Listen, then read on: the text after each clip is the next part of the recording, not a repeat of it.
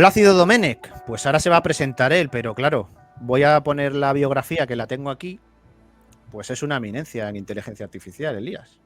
O sea, os voy a leer un poco la biografía. Es CEO de MXND, arquitecto de software de inteligencia artificial especializado en tecnología de Microsoft, ingeniero técnico de informática de gestión por la UA, creador de XUI AI, la comunidad de inteligencia artificial y ciencias transversales de habla hispana, es un pedazo de canal. Arquitecto de software, fundador y CEO de MXND, fundador de XUI AI, fundador de Alicante AI, speaker y podcaster, y luego conferenciante, o sea, hace unas conferencias espectaculares. Y nos va a hablar de eso, de lo que es la inteligencia artificial. Tenemos unas preguntas bastante recurrentes para hacerle. Pero como decía, Plácido nos va a contar eso. O sea, lleva desde muy temprano en la inteligencia artificial, creo que desde los años 90. Y luego es pues un desarrollador, es arquitecto de software para inteligencia artificial. Probablemente, como nos ha contado antes Elías, ¿no? Plácido solamente haya, ¿cuántas personas ha dicho? Unas 100 personas, ¿no? Desarrollando el software de inteligencia artificial en España. Y luego, a la hora de divulgar, no solamente habla de inteligencia artificial, sino también de lo que puede conllevar todo este desarrollo de la inteligencia artificial. Y lo enfoca mucho al tema de la filosofía. Es un amante de la filosofía.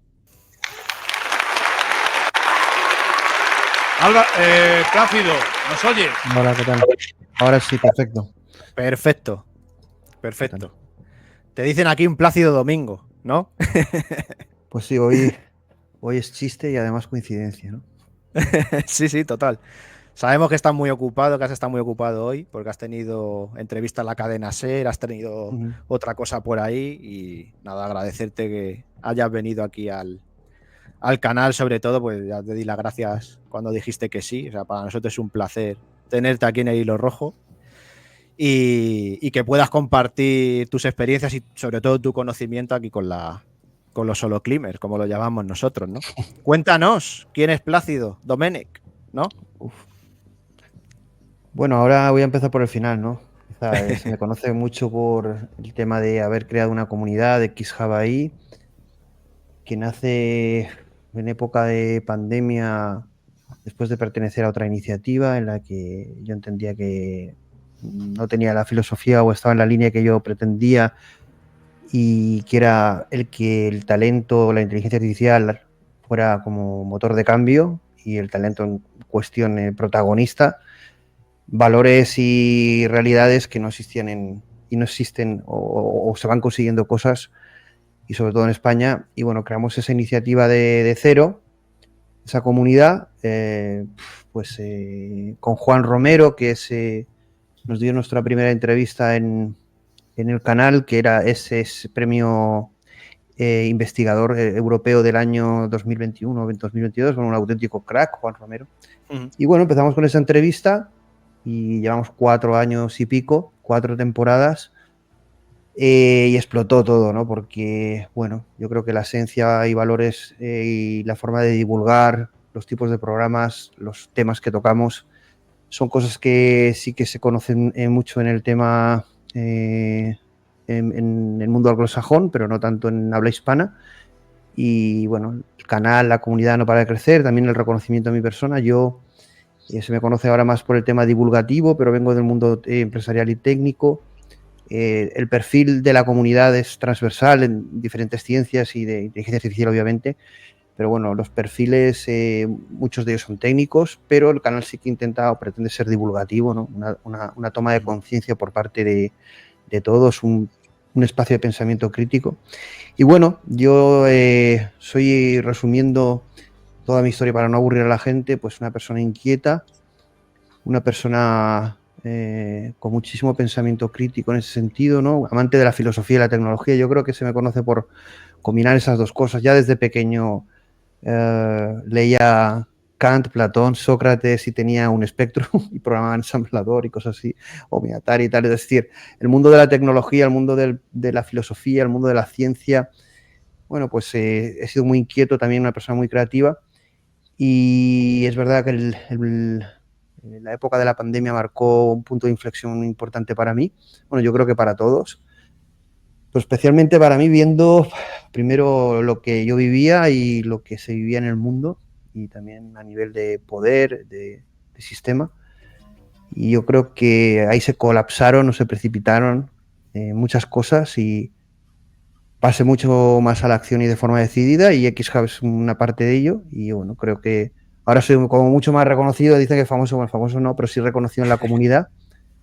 Yo al final esto lo hago como, pues como primer objetivo es dar voz a toda esa comunidad de gente inconformista que lo que quiere es un mundo mejor a través de esta tecnología, este paradigma que es el de la inteligencia artificial, ¿no? Que lo va a cambiar todo, ¿no? Entonces, bueno, se ha creado un grupo de gente además de diferentes generaciones, muy interesante y ya se ha generado una química que es verdad es que bastante particular y nos ha dado un cierto éxito. No somos Ibai o...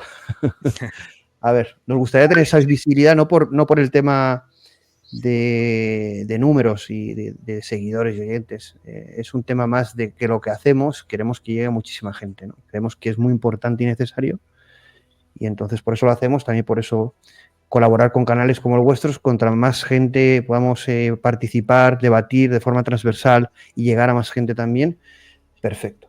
Entonces eso es un poquito... Ahí estoy yo liderando todo eso, pero bueno, no es un reconocimiento mío o un mérito mío, sino de todos los que participan de ello, ¿no? Una comunidad en definitiva. Ese es el objetivo. O sea, has estado en canales enormes, o sea, divulgando Sí. y te escribí, o sea, y te dije, vienes aquí, o sea, puedes hablar de lo que te dé la gana, como te dé la gana, o sea, aquí no tienes filtros, puedes hablar de la manera que tú te quieras expresar, o sea, no te vamos a cortar en absolutamente nada. Y a mí me gustó la parte que, cómo tocas la inteligencia artificial, que no te quedas en lo... ChatGPT, OpenAI ha sacado esto. Microsoft ha sacado esto, el otro ha sacado esto, Amazon ahora está sacando esto. A mí me gusta tu forma de expresar por medio de la filosofía, que al final es realmente lo que nos hace humanos, ¿no? El arte, la filosofía, nos hace humanos, o sea, porque al final es la manera de pensar que tiene el humano, no se puede transmitir de otra manera, o sea, no por medio de la máquina. Pero tú lo enfocas de esa manera filosófica y al final haces a las personas que te están viendo que se pregunten hacia dónde vamos, de dónde venimos y qué estamos creando, porque es que al final no sabemos lo que estamos realmente creando. La inteligencia artificial actúa y va a actuar y actuará evidentemente como espejo, ¿no?, del ser humano, del alma del ser humano, pero del alma de la sociedad. Y yo creo que ante ese reflejo hemos visto que no nos gusta lo que hay, o como mínimo no se ve muy bien lo que hay. Y nacen grandes preguntas, preguntas que yo siempre me he hecho, pero que es verdad que ahora con la irrupción de la inteligencia artificial y ya entendiendo que esto, aparte de hype, que todo el mundo tiene esa pasión y ese hype desmesurado, va a ser una realidad y va a transformarlo todo. Estamos en el pasado de un futuro que ya emerge. Y entonces realmente el enfoque no puede ser como el que dices tú. Bueno, a ver, cada persona, yo no tampoco quiero criticar ni canales ni personas, cada uno hace lo que puede, como sabe, pero es verdad que es repetitivo, casi robótico y pronto trasladable a una IA, el coger una noticia, replicarla y explicarla más o menos de forma graciosa, cool, con efectos. Para mí ese no era el estilo, hay gente que lo hace muy muy bien, yo no quito méritos en ese sentido, pero no es el canal que yo vería. Yo el canal que vería sería, pues, evidentemente, una reflexión holística de tecnología, ser humano, vida, experiencia de vida, qué es lo que queremos ser, hacia dónde vamos, qué somos. Y todas esas preguntas es verdad que no se suelen hacer, no se suele vivir. Vivimos una sociedad muy banal y claro, esa trascendencia es como retro, como te convierte en alguien rarito y retro y como que no nos interesa porque vivimos en piloto automático y no nos interesan las grandes preguntas ni muchísimo menos trascendencia. Pero es verdad que la inteligencia artificial, como nos toca en lo más sagrado, que es, oye, que soy una tecnología, soy un paradigma, una nueva era, van a venir entidades, especies, ¿qué es lo que va a ocurrir al ser humano? Vamos a evolucionar, ¿qué es lo que somos? Entonces, claro, toda esta bomba cognitiva de pensamiento ha hecho que estas preguntas sí que tengan sentido y entonces la unión entre lo que es la filosofía, el pensamiento crítico y el desarrollo tecnológico y el hacerse preguntas y obtener respuestas y esas respuestas que te den nuevas preguntas lo que debería y lo que es la ciencia y lo que debería serlo, pero que en cierta forma en parte ha fracasado en ello. Bueno, yo hay una cosa que siempre repito, la gente, la verdad es que es una cosa muy repetitiva, ¿no? Pero que viene de Rafael Monter, de esa reflexión, ¿no? Rafael Monterde, que es filósofo, él sí que es filósofo. Bueno, Rafael Monterde dijo una frase en un programa nuestro que dijo, bueno, la inteligencia artificial lo que nos ha devuelto es la narrativa al ser humano, la gran narrativa, y eso es verdad, ¿no? Y es algo que yo he cogido y he replicado y he repetido porque, bueno, lo decía de otra manera, pero me gustó mucho esa forma de expresarlo, y es que la inteligencia artificial ya no es que sea una herramienta más, sino que lo que se ha devuelto es la gran narrativa humana, ¿no? Es decir, nosotros como especie, como individuos, ¿qué somos? ¿Qué queremos ser? Esta tecnología, ¿qué es? ¿Qué es lo que subyace en la realidad? Las grandes preguntas, los grandes debates. Yo me acuerdo cuando empecé en los podcasts y contenido, nadie hablaba de muchos temas o algunos temas eran tabú, incluso podían ridiculizarte o quitarte reputación, como hablar de la conciencia, hablar de la inmortalidad, hablar de superinteligencia, es decir, términos que hablar de todo era muy conspiranoico y eso es que estaba como medio friki, ¿no? Pero pasó un año o dos, ya todo el mundo habla y no pasa nada. Y entonces te das cuenta cuando lo miras con cierta perspectiva de que el ser humano tiene un problema bastante grande y es que actúa muy en formato rebaño, ¿no? Y eso no le da, lo que le resta es libertad, le resta pensamiento crítico, le resta creatividad, porque le resta diversidad y en definitiva al final es un gran problema que yo también reflexioné cuando hice el canal. Te voy a hacer aquí un comentario y es que cuando empecé con lo del canal yo era consciente también a lo que me exponía, es decir, sabía que al liderar eso y otras iniciativas que hice que tuvieron éxito, pero con la pandemia se pararon, enlazar una cosa con otra, fue una cosa evolutiva, es que yo me iba a exponer a muchas cosas, ¿no? Porque claro. Fíjate que me creé enemigos solo por el discurso. Solo, por ejemplo, yo me acuerdo de un programa que hice, que incluso amigos, llegué hasta a bloquearlo, por ejemplo, tratar un tema que era un programa que hice, una charla que le titulé Así, los hombres que caminarán con los dioses. Pues te puedo decir que insultos de gente amiga por tratar ese tema y a mí me dolió. Y entiendo que hay parte de la comunidad técnica que todo esto lo ve como no serio. Ahora ya empiezan a aflojar, ¿no? Porque claro, todo el mundo está hablando de estos términos y claro, ¿por qué no podemos hablar de esto? ¿Por qué tenemos miedo al ridículo? Si estamos hablando de algo matemático, científico, filosófico, conceptual, social. Bueno, pero en aquella época que alguien con un perfil técnico como el mío hablara de esas cosas era como desprestigiar ese sector o esa tecnología o ese conocimiento. Cosa que me dolió porque yo justamente lo que hago es, por lo contrario, por ampliar y mejorar la visión pues de un conocimiento de la ciencia o del ser humano en búsqueda de verdad, ¿no? Entonces, sé que me expongo a muchísimo, suelo ser bastante, no radical, tengo la mente abierta y puedo equivocarme con el que más, pero yo creo que ha llegado un momento de no ir a medias tintas y levantar la voz. Mucha gente tiene que levantar la voz para que las cosas cambien y pasar también a la acción, no solo a levantar la voz, sino pasar a la acción. Mira, Elías quiere levantar la voz. Yo tengo varias preguntas y te estoy escuchando muy atentamente y me han surgido dos preguntas, que una ya la dice Alejandro Iglesias ahí. La primera es, claro, porque estás hablando de la inteligencia artificial y yo te quiero preguntar, ciertamente has dicho que el ser humano funciona mucho como rebaño. Entonces, claro, yo interpreto que si tú dices eso es que estás dando por hecho que la inteligencia artificial es capaz de razonar y no seguir al rebaño.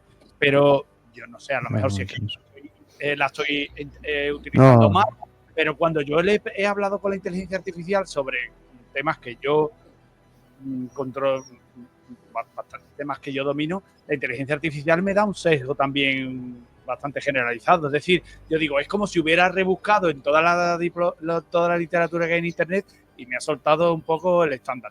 Y la segunda pregunta que yo tengo para hacerte es, ¿cuándo Skynet tendrá conciencia de sí misma? Sí, veremos algún día la singularidad, ¿no? A ver, hay una cosa que, bueno, todo lo que diga evidentemente no es personal, pero sí que intentaré... A ver, yo me encuentro muchas preguntas o razonamientos como los que tú acabas de hacer que mezclan tantísimas cosas que es en sí un problema, ¿no? Porque la gente Y entre lo que oye, lo que usa, lo que conoce, lo mezcla todo y sale ahí una receta que te puedes morir, ¿no? Y entonces la gente se queda loca. Entonces voy a intentar, a ver, aclarar un poco ese tema. A ver, yo he dicho que el ser humano actúa evidentemente desde esas neuronas espejo, desde esa capacidad de en un espacio interactivo social con otros individuos, intentamos integrarnos y ser aceptados y no ser diferentes. Somos seres sociales y buscamos socializar e integrarnos en ese rebaño. Pero luego el problema es que estamos entrando en una fase en que esa actuación actuación de comportamiento social está por encima del comportamiento individual y del comportamiento crítico. Por lo tanto, esa masa es una masa no pensante, es una masa muy fácilmente manipulable. Eso a nivel del ser humano. Que podemos estar todos de acuerdo o no, a un nivel u otro, pero yo creo que entendemos que la sociedad está en esa línea y irá a peor seguramente si no hay muchos cambios. Y el tema de la inteligencia artificial, vamos a ver, está desarrollada a partir de unos datos y está desarrollada por compañías que tienen unas narrativas, unos intereses, unos valores. Decía Blake Lemon una cosa que a mí es, bueno, yo le pongo súper mérito a ese hombre que fue tildado de loco.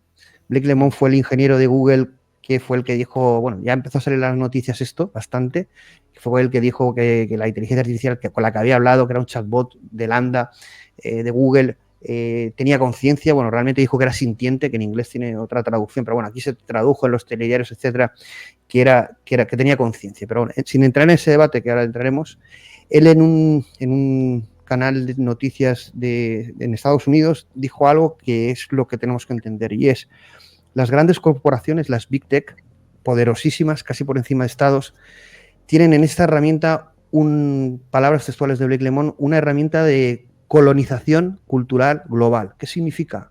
Que ellos van a llegar con estos chatbots a todo el mundo y en todos los sitios, y además de forma inteligente y adaptativa.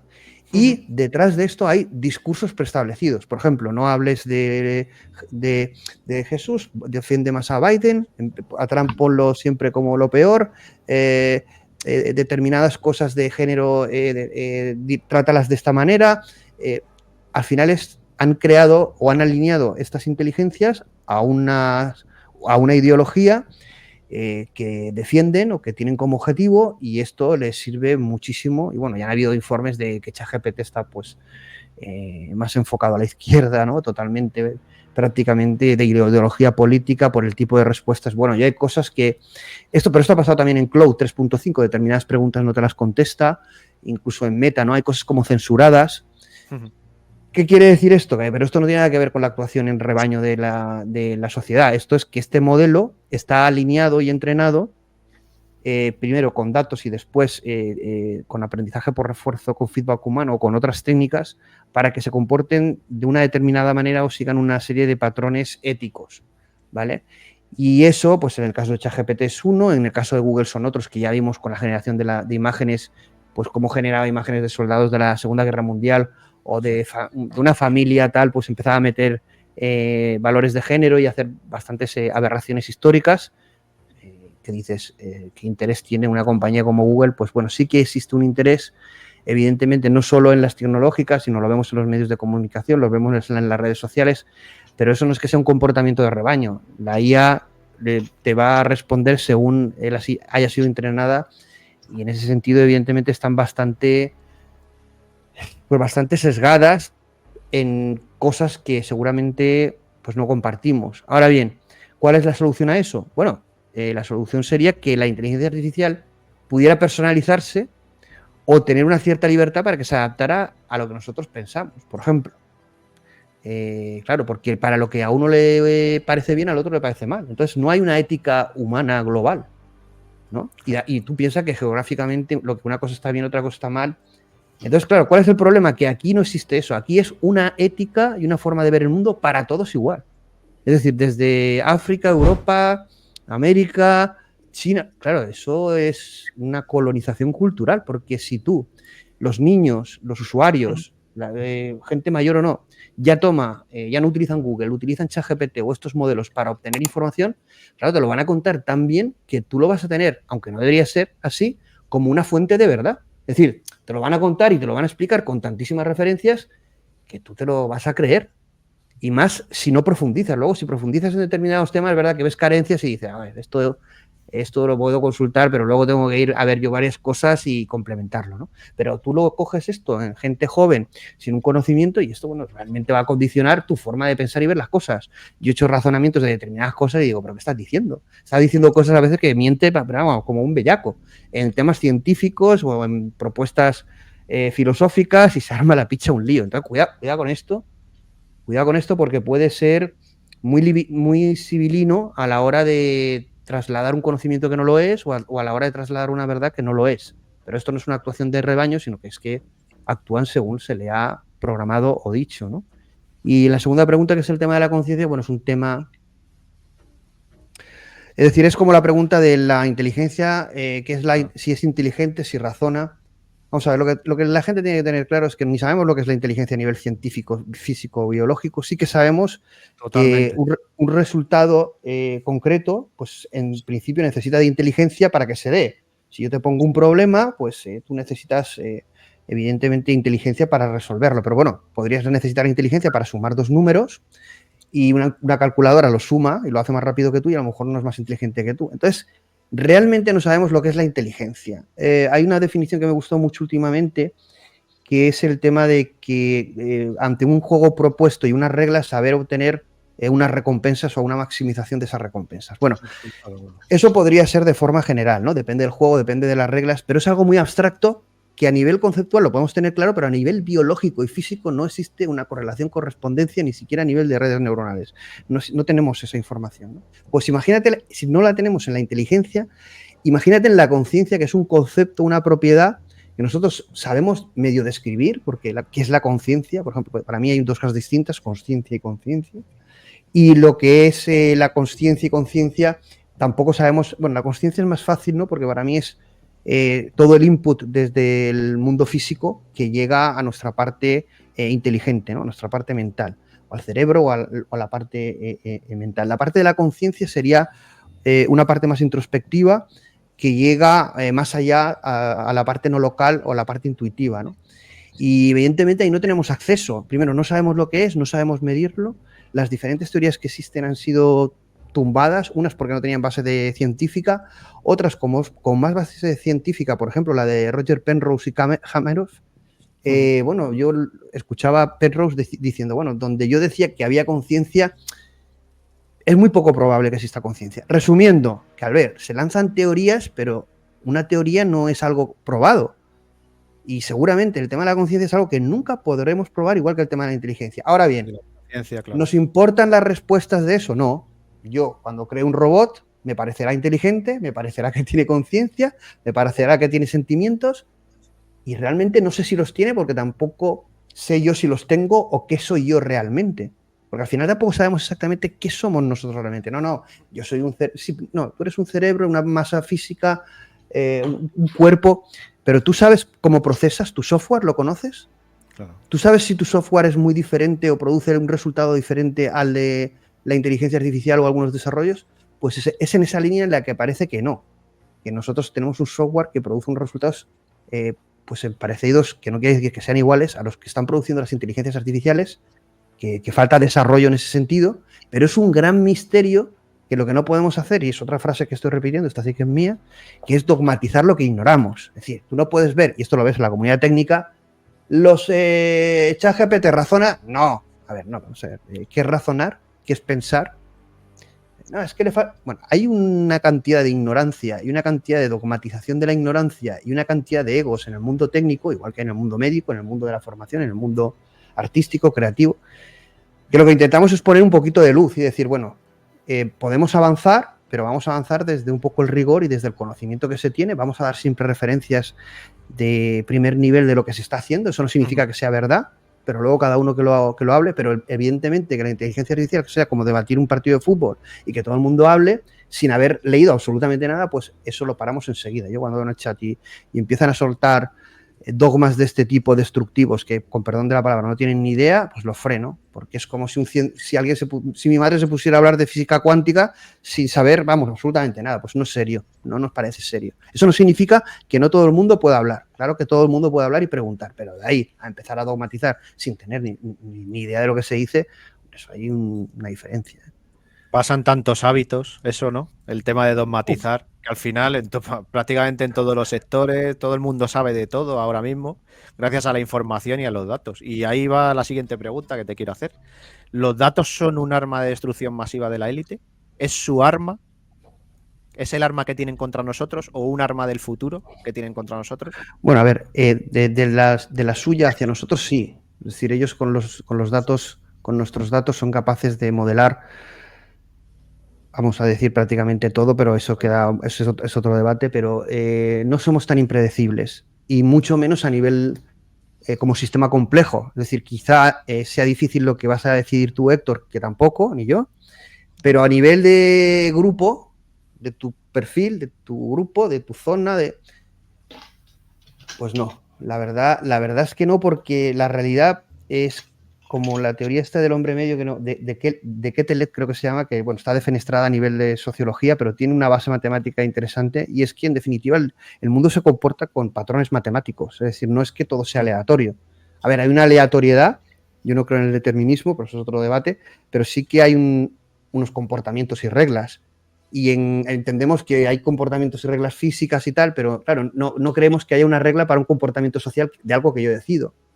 Libre albedrío, ¿no? Pero están las dos cosas. Entonces, claro, con una cantidad de datos brutal, la élite, pues con diferentes sistemas las big techs, las redes sociales, pues pueden, los bancos, los gobiernos, bueno, pueden, Hacienda ahora que va a utilizar la inteligencia artificial, va a saber, oye, o si no, la policía predictiva que está en Estados Unidos, en Canadá, vamos a, tipo Minority Report, te vamos a detener, no porque hayas cometido un delito, pero es que, mira, mañana o pasado caes, ¿no? Bueno, esto es muy bueno cuando lo aplicas a salud. Oye, que te vamos a hacer una operación de corazón preventiva porque creemos con un 90% que en un mes tienes un infarto. Claro, eso se ve, con perdón, de puta madre, ¿no? Pero claro, aplicado en otro ámbito dices, what the fuck, esto no. Pero puede ser que funcionara igual. Lo que pasa es que es muy controvertido porque ahí queda la libertad del ser humano, la entropía que metemos a una sociedad libre, y en ese sentido, y al revés, sí que creo que es una oportunidad. Esto además lo defiende mucho Alfredo Romeo, que tiene iniciativas, Nico del programa Horizonte, es que los usuarios, las sociedades, las economías locales, los diferentes ámbitos en los que nosotros nos movemos a un nivel reducido que las grandes compañías puede ser que accedan de forma más difícil, nosotros podríamos hacer un arma o un valor de la utilización de esos datos. Eso sí, tanto como para destruir la élite, competir contra la élite, no lo sé, pero sí que es un arma muy potente, y es que esos datos que nosotros podríamos crear como pequeñas comunidades a los que ellos les cuesta acceder o gestionar, podríamos utilizarlas a favor nuestro y en contra del monopolio o la manipulación que muchas veces ellos realizan bajo sus intereses, ¿no? Eso sí. Julio tenía una pregunta, ¿no? Ha levantado. Sí, primero, gracias, Plácido, por venir. Y estoy encantado escuchándote porque precisamente de lo que decías al principio, que este tipo de reflexiones que enlazan tantas disciplinas, tanto, digamos, de ciencias como de letras unidas, no es fácil encontrar a personas además que disfruten uniéndolas. Y te quería preguntar, porque ahora estoy envenenado con las redes neuronales, pero envenenado, mi mujer también me lo ha dicho, que no pienso en otra cosa, que le hablo a ella de cosas que ni le van ni le vienen. Entonces estoy viendo cómo las neuronas, además de comunicarse por pulso eléctrico y demás, utilizan hormonas que crean distribuciones de probabilidad, creando para comunicarse entre ellas, cierta aleatoriedad. Esa aleatoriedad que estamos intentando replicar en las redes neuronales para que sean creativas, al final no es muy difícil de conseguir, porque si tenemos una función que crea aleatoriedad, ya no es aleatorio, es pseudo aleatorio porque podemos determinarlo. si conseguimos a través de cómo se hace con el ruido, introduciendo el ruido, la lectura del ruido ambiental, ruido electrónico, electromagnético y demás, generar esa aleatoriedad, ese caos podría crear una propiedad emergente llamada conciencia dentro de una red neuronal. Bueno, has hecho muchas preguntas, me he anotado aquí 4 cosas. A ver, Bueno. también has hecho un poco como el compañero, has mezclado un montón de cosas, pero te las voy a contestar a todas, pero son como 4 cosas ahí, dudas que las has mezclado todas, ¿no? Vamos un poco al principio, al orden. A ver, lo de la red neuronal, evidentemente el aprendizaje profundo utiliza una bioinspiración, además a Geoffrey Hinton y Hopkins, bueno, están premiados justamente por eso, ¿no? Bueno, no solo ellos, hay mucha más gente detrás, ¿vale? Pero que no haya debate con esto. Pero evidentemente hay una bioinspiración. La gente tiene que entender que el aprendizaje profundo parte de que hay una bioinspiración. Ramón y Cajal ahí también, un gran partícipe de ese desarrollo de evolución español. Nunca lo sacamos. Y en definitiva hay una bioinspiración y una modelización matemática no perfecta, cuidado, no perfecta, de una red neuronal y de cómo aprende. Pero además, bueno, con un problema, y es que aquí se utiliza mucho el algoritmo de backpropagation, que es una de las claves del desarrollo de las redes neuronales profundas. Pero algoritmo que se entiende, casi todo el mundo asume, casi todo no, yo diría todo el mundo asume, pues solo de casi porque no sé si habrá alguien, es que en el cerebro no funciona igual. En el cerebro funciona solo hacia adelante. Es decir, el algoritmo es como es forward, es hacia adelante, no es back, ¿vale? Lo que pasa es que backpropagation funciona muy bien. El feed-forward es un algoritmo que Hinton, que es el creador del backpropagation, realmente sería un gran avance, pero fue un paper que lo dejó inacabado. Y ahí sí que es interesante por una cosa que dices tú, que es que esa modelización de neuronas, es decir, y de comportamiento neuronal y de comunicación, me explico, no es tan simple como lo que se ha desarrollado en las redes neuronales profundas. Faltan cosas, ¿vale? Hay parte del software que nos olvidamos.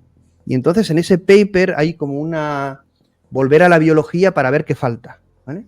Uh-huh. Y claro, en todo ese avance o análisis de ver qué falta, bueno, fíjate que a pesar de que faltan cosas, todo lo que se ha conseguido en inteligencia artificial sin ese avance, ¿no? Entonces, claro, pero sí que es verdad que lo que es nuestro sistema no es exclusivamente esa modelización matemática que conocemos como Deep Learning, son muchas cosas más, muchos procesos más, muy complejos, y nosotros lo hemos modelizado pues como el que dibuja, por ejemplo, cuando tú coges a un niño y le dices dibuja el sol y la casa, papá y mamá, pues bueno, sí, es la casa, papá, mamá y el sol, y sí que es lo que es, ¿no? Pero claro, no tiene que ver con la realidad que hay detrás, ¿vale? Pues esto es una cosa, pero sí que es un sol, una casa y mamá y papá. Pues esto es igual, nos funciona el modelo que tenemos matemático, pero no es, evidentemente, una modelización perfecta ni de una red neuronal ni del cerebro, pero es verdad que los procesos de entrenamiento y desarrollo de redes neuronales profundas han traído, y sobre todo la arquitectura Transformers y otros procedimientos o tecnologías, como el aprendizaje por refuerzo y otros, el aprendizaje no supervisado, bueno, muchos de ellos han traído grandes logros, que eso no significa que hayan replicado lo biológico, sino que han conseguido que tengamos una tecnología, una herramienta que infiere una verdad subyacente, ¿vale? Esto que causa mucha controversia cuando lo digo, esto también lo dice Sam Altman, lo dice Ilya Sutskever, el creador de ChatGPT, Geoffrey Hinton, pero bueno, no vamos a entrar en este debate técnico. La cuestión es que en esa red neuronal biológica, ¿qué es aleatorio? ¿No? Hay aleatoriedad, hay entropía, es todo determinista. Entendemos que hay una parte de entropía porque vivimos en una realidad no local. ¿Qué quiere decir esto? Que nuestra propia realidad no es completa. Las variables no están todas en la realidad física que tenemos. Hay unas variables que no podemos ver. Entonces, esas variables que no podemos ver proyectan algo que no podemos determinar, ¿vale? Eso es el Gödel-Bell, Premio Nobel de Física 2021, entrelazamiento cuántico. Entonces, ahí no sabemos exactamente la entropía y la aleatoriedad, aunque podemos meterla de forma aleatoria para seguramente que produzcan un proceso más óptimo en la configuración de la red. Eso es una cosa, ¿no? El tema de lo que has comentado de que podamos meter ruido, ¿no? Sí que es verdad que a las redes neuronales, si tú le metes aleatoriedad, vas a hacer esos modelos más óptimos y resistentes a cosas o más adaptables, más generalistas, porque en definitiva si metes a lo mejor datos y no metes ningún tipo de ruido, sobre todo en determinados escenarios, por ejemplo, como podría ser vídeo, audio, una imagen, si todas las imágenes son perfectas, bueno, a lo mejor, no, pues vamos a meter imágenes con una cierta distorsión, que no tengan tanta calidad, el ruido que no se oiga tan bien, claro, si tú lo metes todo perfecto. Entonces, que metas entropía, que metas caos en los modelos a la hora de entrenarlo y en los datos, pues es algo que es interesante, ¿no? Y el tema de que has dicho que, y se hace, ¿no? Eso se hace. Y el tema que has dicho de que, bueno, si le metemos mucha entropía o caos, bueno, a ver qué tipo de caos metemos, aleatoriedad. A ver, lo que es, si metemos una cantidad de información cada vez más importante, va a llegar un momento que ¿a dónde vamos a llegar? A que emerja la conciencia. ¿Es la conciencia algo no emergente? Perdona, emergente, una propiedad emergente. Para mí no. ¿Por qué? Porque para mí la conciencia es una propiedad no local. Para mí la conciencia es el observador. Entonces el observador no puede estar en el sistema, tiene que estar fuera de él. Por lo tanto, está en la realidad no local que en principio no vamos a poder replicar más que el resultado de la observación. Entonces, hay algo que nos limita ontológicamente y epistemológicamente a la hora de replicarlo. Entonces, bueno, sí que podemos poder replicar la simulación de tener conciencia, pero la conciencia misma que no sabemos ni lo que es y que además está fuera de... También, cuidado, hay una rama matemática que lo investiga. Yo ni soy matemático ni físico, pero tengo amigos científicos que lo son y muy brillantes y les pregunto y me dicen que se podría intentar averiguar lo que hay detrás de esa pared. Hay una matemática que no adivina, pero intenta inferir lo que hay en ese mundo no local para traerlo a lo local. Pero siempre vas a estar con una verdad que es que no vas a poder traer toda esa realidad ahí, sino simplemente inferir más información, ¿no? Entonces, ¿eso qué quiere decir? Que la conciencia completa, la esencia de nuestra conciencia, no va a ser replicada. Sería otro tipo de conciencia, llamémosle conciencia o propiedad X, que a nosotros nos podría parecer conciencia, pero que no lo es. Ahora, ¿y qué es exactamente lo que crearíamos? Bueno, sería una simulación de ese tipo. Es decir, realmente nosotros lo que podamos crear aquí, porque yo no entiendo por qué existe tanto debate. A ver, nosotros lo que vamos a crear aquí es algo creado en la simulación, en este espacio físico, en este espacio cognitivo o en este espacio compartido de información, ¿no? Más allá no vamos a crear nada, no sabemos. Ahora, otra cosa es que los avances físicos, lo que pasa es que voy a aventurar algo que no he dicho nunca, pero y bueno, a veces lo lanzo. Otra cosa es, ¿existe la posibilidad de que yo modificando lo local modifique lo no local o sea capaz de comunicar una cosa con otra? ¿Puedo comunicarme con lo que hay después de la simulación a partir de una física, es decir, considerarse un cable? Un DEPS. Ahora mismo la física no está ahí, al contrario, lo que está es con las teorías de física cuántica diciendo que son incompletas, que no son válidas, dicho por Roger Penrose, y la física tiene a día de hoy un problema, no tiene una teoría del todo, no tiene una teoría de cómo entender esa función de colapso, de dónde viene. Dicho por Penrose, yo replico lo que dice él, que cosas que comparto totalmente, bueno, soy físico, en definitiva, y lo miro con más distancia, pero claro, hay muchísimas interrogantes. Entonces, claro, cuando la gente hace ese salto lógico de aquí va a emerger conciencia, pero chicos, a ver, vamos a ver una cosa. Ahora, ¿qué es la conciencia en este plano simulado? A lo mejor es una configuración concreta de información. ¿Se podría replicar? ¿Y si la replicamos? Porque hay una cosa que esto sí que no lo piensa la gente, que es muy curioso. A mí me gusta, sí que es verdad, es que a veces pienso que digo, oye, este pensamiento no lo veo tanto, y es, ¿nosotros podríamos crear algo que alertara al sistema que observa? Es decir, si el sistema es un sistema que es observado, ¿podríamos crear algo que al de arriba le dijera, oye, que estos están haciendo algo que supera unos límites? Es como un videojuego, ¿no? Oye, que los personajes están empezando a volar y solo pueden caminar. Diferentes planos. Claro, y entonces pasara algo que nosotros pudiéramos como estudiar, pero claro, no estamos ahí, esto es todo una teorización, una ida de olla para ver un poco los límites, ¿no? Pero no tenemos que hacer ese ejercicio, excepto a nivel filosófico. A nivel científico lo que tenemos es que vivimos en una realidad no local, que la teoría física que tenemos, que es la computación cuántica, es incompleta, por lo tanto, como dice Penrose, incorrecta o incompleta, como queramos llamarlo, son la misma forma de decirlo, y que están buscando esa teoría del todo. Y tenemos a Wolfram con su teoría de su Vlatko-Vedral y otros físicos investigando. Pero a partir de no tener esa conexión con lo físico, no podemos dogmatizar algo como creación de conciencia. Aunque podríamos creer que lo tenemos porque parece, coño, si es que estoy hablando con él, parece que tiene conciencia, se acuerda, se siente mal, tiene un pensamiento introspectivo. Cuidado con esto. Quiero intervenir yo. Por ejemplo, antes del directo estábamos hablando de los trabajos que va a destruir la IA, todo este tipo de cosas, ¿no? Que esto está muy en la palestra. Pero yo te voy a decir, Plácido, como yo lo veo. Yo soy marino, ¿vale? Yo soy marino, Pues soy nada. jefe de marina, he navegado y todo eso. Y No, entonces, no. la IA, sí, cuando yo he ido en un barco, yo tengo un montón de herramientas a mí. Es imposible controlar miles de sensores, miles de temperaturas, miles de depresiones. Tú tienes unos sistemas informáticos que te van informando y cuando hay un error te informan, ¿no? Entonces, claro, yo veo la IA como, ¿tú te acuerdas de los dibujitos de Ulises 31? El robot, robot, el rojo, el robot rojo. Ellos van en la nave y la nave habla con el padre, Ah, ¿no? bueno, tipo el robot pequeño, no, el sistema central, ¿no? Claro, el sistema central habla con ellos, pero el sistema central no decide, hace lo que dice el padre de Ulises. Creo que era el padre de Ulises, si me acuerdo, si no recuerdo mal.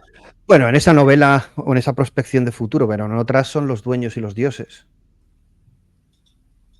Mira, hilando con los dioses. En otras eres tú el que... Claro. Pero vamos, yo creo que en el impacto en el trabajo es una de las cosas que es uno de los debates que se debería de tener y se tiene ya, la renta básica universal también. Son cosas que van a venir, no van a depender de, oye, esto es inteligente, conciencia, da igual, olvídate, vas a tener ya algo con unas capacidades que a la hora de automatizar trabajos, procesos, robots, conducción autónoma, son realidades, no estamos hablando de ciencia ficción o teorizaciones. La conducción autónoma la tenemos ahí a la vuelta de la esquina, los robots autónomos y en el hogar los tenemos a la vuelta de la esquina, serán menos avanzados y primitivos, pero irán evolucionando. Una inteligencia artificial con las capacidades que tenemos actualmente es una auténtica locura, pero esto irá evolucionando.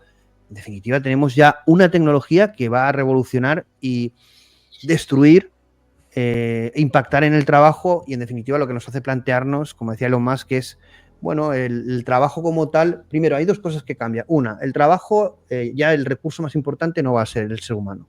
Lo que va a ser es la herramienta y la inteligencia. ¿De acuerdo? Es decir, cómo integras todo ese proceso.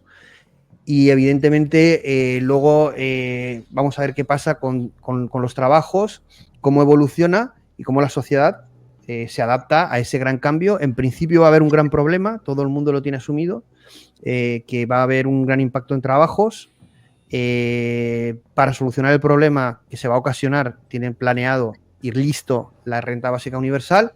Y yo no sé si el final es tan drástico como lo dice Elon Musk, que es que, bueno, prácticamente todos los trabajos se van a hacer a través de IA y robots y que nuestro propósito en el mundo va a ser, nuestro trabajo en el mundo va a ser tener un propósito. Evidentemente esto es muy filosófico y me parece un final, no algo que vaya a llegar a largo plazo, ni siquiera a medio, pero es verdad que es algo que nos tiene que hacer reflexionar. Y es lo siguiente, la inteligencia artificial y los robots, no sé en cuántos años, pero van a sustituirnos prácticamente en todo, lo van a saber hacer muchísimo mejor en todo.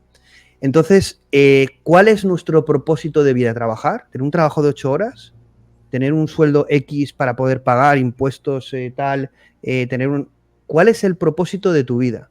Porque el propósito de la vida de mucha gente depende de su profesión o del contexto y de las circunstancias. Y si no dependiera entonces de tus circunstancias, necesidades, contextos, si pudieras elegir, ¿cuál sería? Y la pregunta en muchos casos es ninguna, no sé ni cuál es.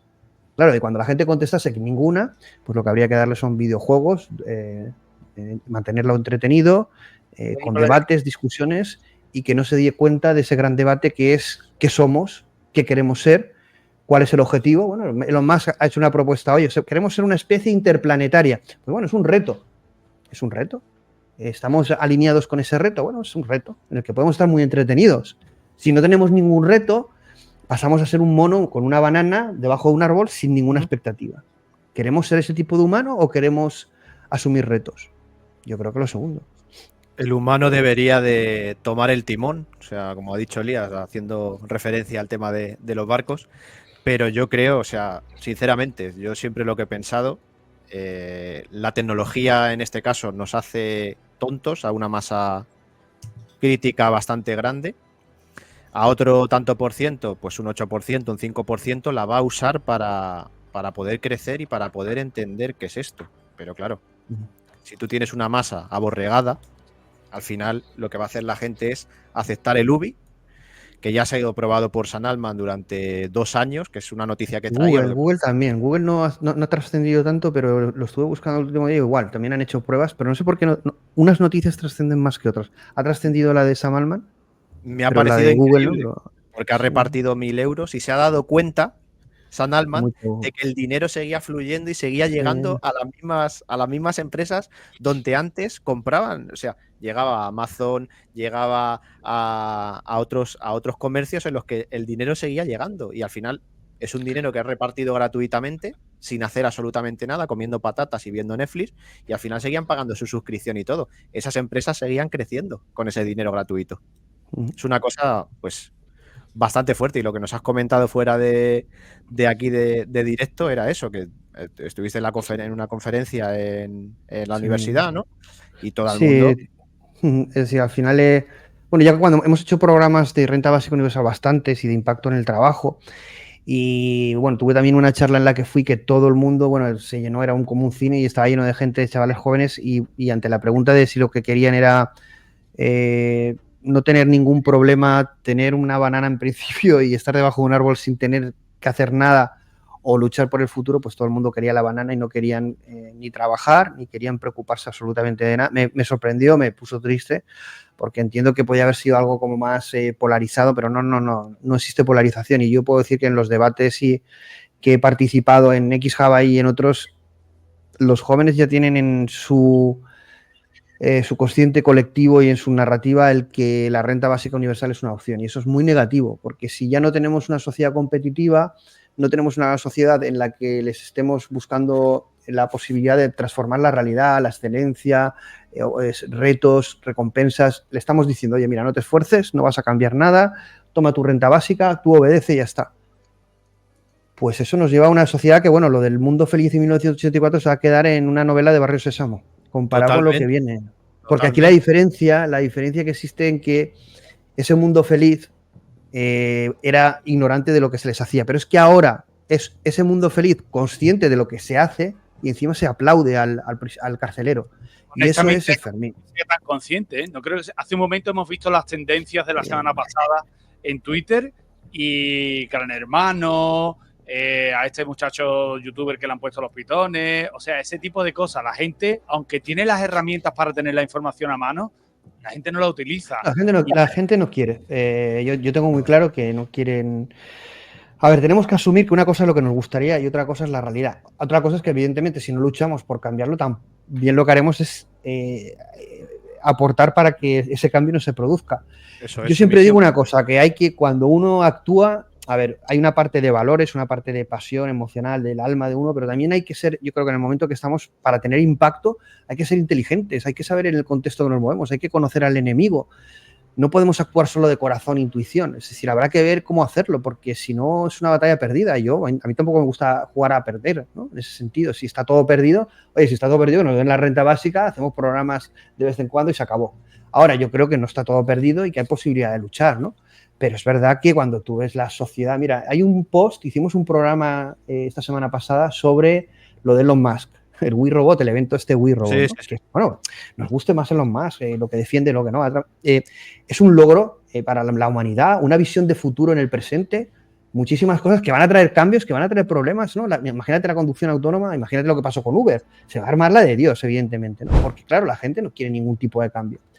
Pero claro, se publicó, Alfredo Romeo publicó, que es un colaborador y es empresario ahí en Córdoba, está haciendo una gran labor, bueno, hace muchas cosas, ¿no? Lo seguís, Alfredo Romeo, pero puso un post defendiendo el liderazgo individual, ¿no? En definitiva es, bueno, a ver, las sociedades y el liderazgo de los estados y de los grupos, eso está muy bien, ¿no? Pero necesitamos líderes individuales, necesitamos la iniciativa privada, porque el Estado per se no va a generar una disrupción.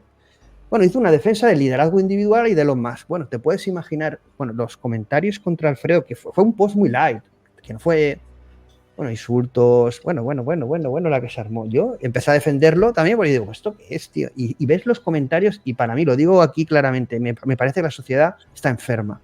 Está Pero perdido. cuidado, el LinkedIn, no hablo de chavales, no hablo de que están viendo Ibai, que a lo mejor alguno lo ve, ¿no? O Me parece que estoy está bien- sobre LinkedIn, ¿eh? Sobre Bueno, LinkedIn la no, pero mayoría. LinkedIn tiene nombre y apellidos. Tienes la profesión a la que se dedican. A ver, es otro tipo de red diferente a X. En X se puede meter ahí cualquiera un perfil, que no digo que sea una red de valor, pero LinkedIn, evidentemente, también está valorada en el sentido de que, bueno, ahí te puedes poner un perfil. No, pero el perfil es más profesional. Tú estás identificado cuando pones quién eres. Es otro rollo. Entonces, que se viertan este tipo de comentarios y se generen esos debates igualmente polarizados y además con un contenido contra un liderazgo individual. Es decir, que al final, ¿qué esperamos? ¿Que el papá Estado nos solucione el problema?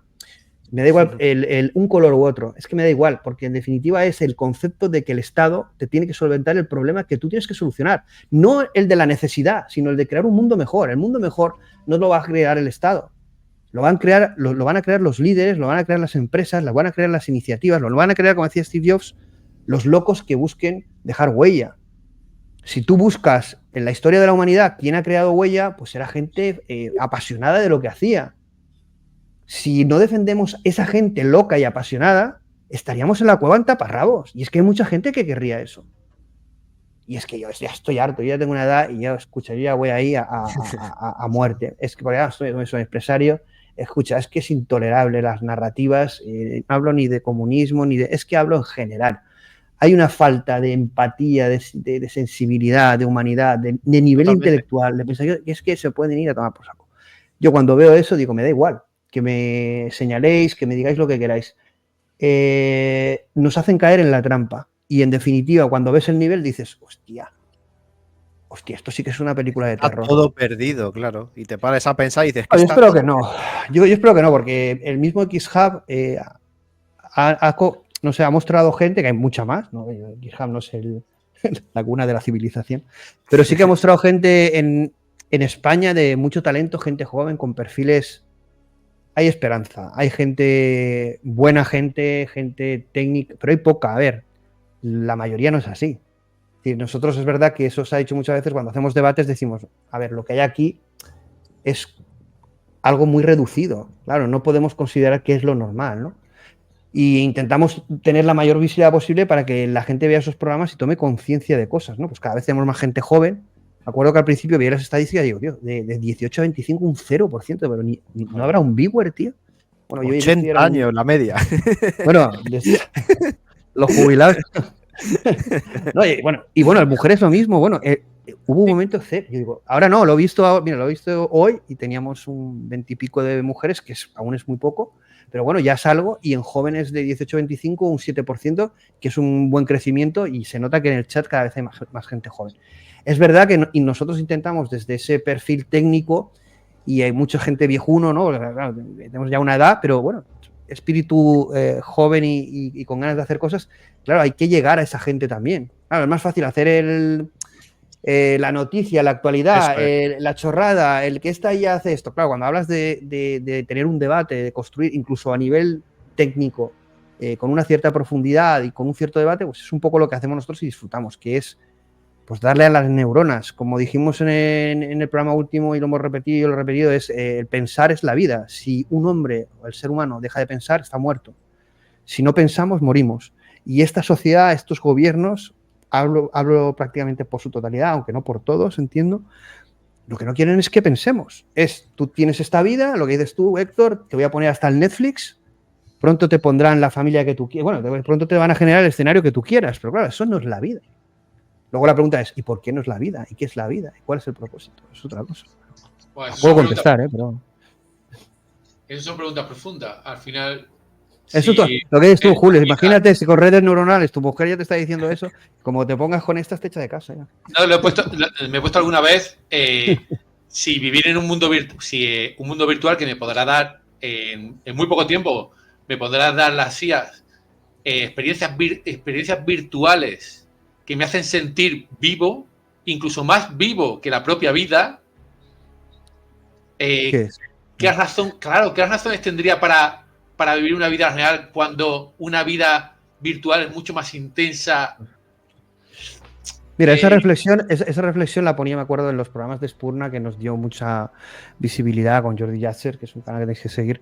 Yo hacía una reflexión cuando empezaba todo el mundo a hablar de inteligencia artificial y es, bueno, pero el tema de Ger, ¿no? Vamos a poner algo para que lo entienda todo el mundo. Te podrás enamorar de... A ver, al final nosotros, cuando tú te enamoras de un ser humano, muchas veces no te enamoras de lo que hay detrás, sino de lo que te proporciona, de la experiencia que te da cuando interaccionas con ella. No de lo que tiene dentro de sí. En cierta manera, tú no quieres a lo que hay dentro, tú quieres lo que es para ti. Entonces, si una inteligencia artificial, sea un robot, sea una experiencia de realidad virtual o que te conecten en el cerebro y te lleven a otra realidad, si tú, claro, lo Te que estás sientes viviendo bien. es lo que tú eres feliz, pero todo lo que vives no existe, entonces, para ti no hay problema. No, y ahí está la pregunta. ¿Nos importa la verdad? ¿Nos importa que detrás de lo que vivimos sea verdad o nos da absolutamente igual? Y yo te digo que nos da absolutamente igual. Porque si nos preguntáramos si es verdad, o sea, entonces la reflexión y el comportamiento sería otro. Seríamos personas mucho más empáticas. No nos quedaríamos en la experiencia, no nos quedaríamos en ese primer nivel, no nos quedaríamos en la dopamina y en la recompensa, nos quedaríamos en preguntarnos más cosas, pero bueno, en un lado y en el otro, porque al final toda la sociedad se comporta de esa misma manera, pero nos han cortado eso, ¿no? Y el problema es que si estamos en una simulación o en una simulación de la simulación de la simulación de la simulación, al final, ¿qué buscamos? Estar como Prozac, felices, todo lo que sea de colores y arcoíris y todo. ¿Ese es el sentido del universo y del ser humano? La respuesta es no. Todo el mundo dirá, ¿y tú cómo lo sabes, Place? Bueno, si queréis seguir, pero... Abre la puerta y comprueba que es el mundo real, claro, al final. Supongo que habéis visto, a mí una de las películas que me ha gustado de todo en mi vida es Origen, de Leonardo DiCaprio. ¿Lo habéis visto? Me imagino. Sí. Donde cogen, influyen en empresarios para que tomen malas decisiones entrando en su subconsciente a través de los sueños, ¿no? Una movida de esas, ¿no? Entonces, hay un momento en el que se induce ese sueño y pasan a una segunda realidad, ¿no? ¿Os acordáis? Cuando él va a un sitio y está todo el mundo pinchado en la cama. Entonces, a mí el tema de los sueños es un tema que me apasiona, porque realmente cuando tú no... ¿Cuántos sueños habéis tenido que os habéis despertado y tú has dicho, hostia, es que pensaba que era real? Y cuando pensabas que era real, si era un sueño bueno, joder, ¿cuántas veces lo hemos despertado? Hostia, me gustaría haber seguido durmiendo para seguir con ese sueño, ¿no? O te has querido dormir para continuar ese sueño. Es decir, en realidad, que una cosa sea real o que no sea real, en realidad, pienso yo, realmente es como tú lo sientas. O sea, para mí, las sensaciones es lo que tú buscas en la vida. Entonces, si una sensación, si una vivencia, o bueno, si digo vivencia no sería la palabra correcta, si algo que me está proporcionando unas sensaciones, aunque no sea real, pero me está proporcionando esas sensaciones. Bueno, ahí estarían las drogas, el mundo de los psicodélicos y las drogas, claro, tan famosos ahora, ¿no? Efectivamente, que eso te voy a poner un ejemplo. Te hacen plantearte la verdad, te hacen plantearte, por un lado positivo, es que te plantea la verdad porque dices, bueno, si yo veo esto, a lo mejor eso es más real que lo que vivo cuando no estoy en ese estado alterado de conciencia. Estoy totalmente de acuerdo. Y teniendo en cuenta que tú dices, hostia, pero es que yo voy a decir, voy a estar 2 horas desconectado de la realidad y voy a estar conectado a una realidad alternativa que me hace sentir súper feliz y lo estoy viviendo que parece que es real. Son sensaciones, siento cuando salto que me estoy cayendo, siento que me están tocando, lo siento absolutamente todo. ¿Y entonces, si esa es tu realidad? Claro, es que no lo sabes. Imagínate que esa es tu realidad y simplemente ahora mismo estás haciendo el programa soñando, ¿no? No, pero Héctor, piensa en un momento, dice, y fuera de ahí, ¿qué es lo que me queda? Y si a lo mejor fuera de ahí lo que te queda es una auténtica mierda, ¿cuánta gente va a ver que le quede una auténtica mierda realmente pinchado a la cama? Claro. Bueno, simplemente no hay nada, eres una simulación y la conciencia la tienes local y se acabó. Eres como un videojuego, se apaga, eres como un programa de un becario ejecutado en un ordenador del año 3000 y como un Sims versión 35 y ya está, ¿no? Evidentemente hay indicios que para mí demuestran que eso no es así ni de coña. Pero sí que es verdad que al final lo que yo siempre digo es porque la gente puede empezar a como paranoiarse en muchas cosas, ¿no? Es que, a ver, nos tiene que dar igual. Vamos a ver, que yo sea un avatar o un personaje de videojuego, el que maneja eso soy yo. Es decir, bueno, yo no soy Plácido, pero soy quien lo maneja. Entonces, ¿qué más da? Y tú dirás, sí, pero que estás en el videojuego no será el último nivel de la simulación. Bueno, ya, pero ese lo está manejando alguien. Entonces, me da igual. Solo hay un yo. Solo hay uno. Y no hay varios mundos, sino en definitiva es como una percepción. Para nosotros es como que hay una división. Eso lo dice mucho Peter Kingsley, el mundo de los sueños o no. Y cómo podemos vivir a lo mejor diferentes realidades. No lo sabemos. El mundo multiversal, de si puede, como en la película Devs y otras películas, ¿no? De generalmente que este mundo, eso es una teoría que a mí me gusta mucho, pero yo no tengo pruebas sobre ella, pero evidentemente es lo que parece claro que en este mundo estamos para aprender y para optimizar nuestros modelos cognitivos, ¿no? Nuestras inteligencias artificiales o nuestras capacidades de qué somos, ¿no? Y a través de las experiencias es como evolucionamos y optimizamos. Si eso en vez de ocurrir en una simulación está ocurriendo en N simulaciones a la vez ramificadas, eso ejecutado concurrentemente lo que consigue que es un yo perfecto. ¿De acuerdo? ¿Por qué? Porque se va optimizando hasta que me da igual, yo voy viviendo varias vidas de diferentes formas, con diferentes opciones, y es como el entrenamiento de las redes neuronales, ¿no? Yo voy haciendo vidas en diferentes realidades, con diferentes opciones ejecutadas concurrentemente y de forma distinta, una hombre, otra mujer, otra con estas condiciones, otra con otra, otras con las mismas pero variadas. Todo eso ejecutado a nivel computacional queda de resultado pues una alma evolucionada, un ser humano evolucionado, una conciencia que aprende. Yo, para mí, ese es el propósito, y en ese proceso que llamaríamos, bueno, podéis ir a Taylor, a los joaquinistas, esto es una teoría a Ryan Kurzweil con su libro de singularidad. Bueno, esto nos lleva, en definitiva, a que en ese proceso tenemos el reconocimiento con Dios, entre comillas, no voy a entender lo que es Dios, en ese proceso al punto omega, que sería nuestro reconocimiento con la verdad o con Dios, ¿no? Es decir, que nuestra propia evolución lo que nos lleva es a ese encuentro con la verdad y con Dios. Y ese es el propósito del videojuego, que es nuestra evolución. No es estar en un estado vegetativo de placer, no es estar bajo en un árbol y comer plátanos o crecer y reproduciros. Que cuidado, eso también, ¿no? El sistema necesita reproducirse, ¿no? En ese sentido. Pero sí, eso. ¿Qué? Anthony Lewandowski, ¿no? Con su Iglesia de la Singularidad, por ejemplo. Sí, la creación de un dios y... Hombre, lo que pasa es que ¿cuál es el problema de ahí? Que ahí, vamos a ver, no sabemos la verdad. Y la verdad no la sabemos. No. Y como pueden haber muchas opciones y se juega mucho a muchas cosas, pues ahí hay mucha distorsión, hay mucho humo, mucha locura, mucha cosa extraña y que se pierde en el camino, ¿no? Yo creo que tenemos que guiarnos por nuestra intuición en ese sentido, ¿no? Yo creo que todo empieza por ser mejores personas a nivel interno nuestro, es decir, nuestra propia lucha y proceso de mejora interno es lo que luego reflejará un mundo mejor, y ese mundo mejor una sociedad mejor, una especie mejor, y ese proceso irá convergiendo.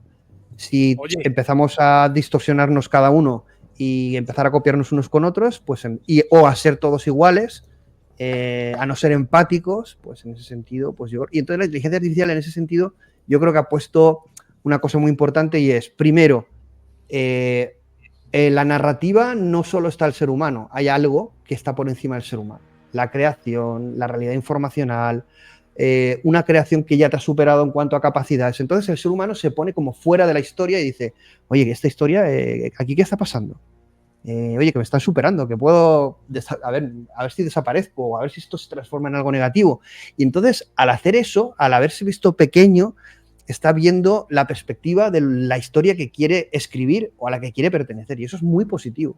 Porque si hubiéramos estado en la historia, al nivel de la historia común de los mortales, viendo televisión o teniendo una vida social X y sin ser consciente de nada, no tenemos historia. Es que no nos educan para ello, no nos forman, no nos explican a tener este tipo de capacidades de pensamiento crítico, etcétera, o de observación. Una pregunta, Plácido.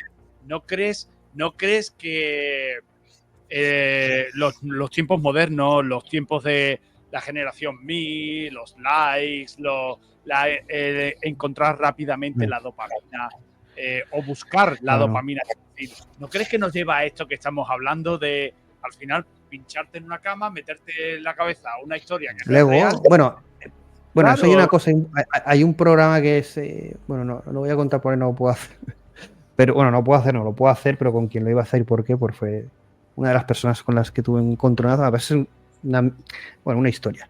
La cuestión es que queríamos hacer un programa sobre el ego, a ver, sobre el tema del ego. ¿Qué es el ego a nivel de software cognitivo? Vamos a hacer una rayada. Yo siempre digo una cosa que es, hay una verdad que siempre todo el mundo la compraría y nadie la discutiría, yo creo que en este mundo, y es que el ser humano es un ser contradictorio. Esa afirmación,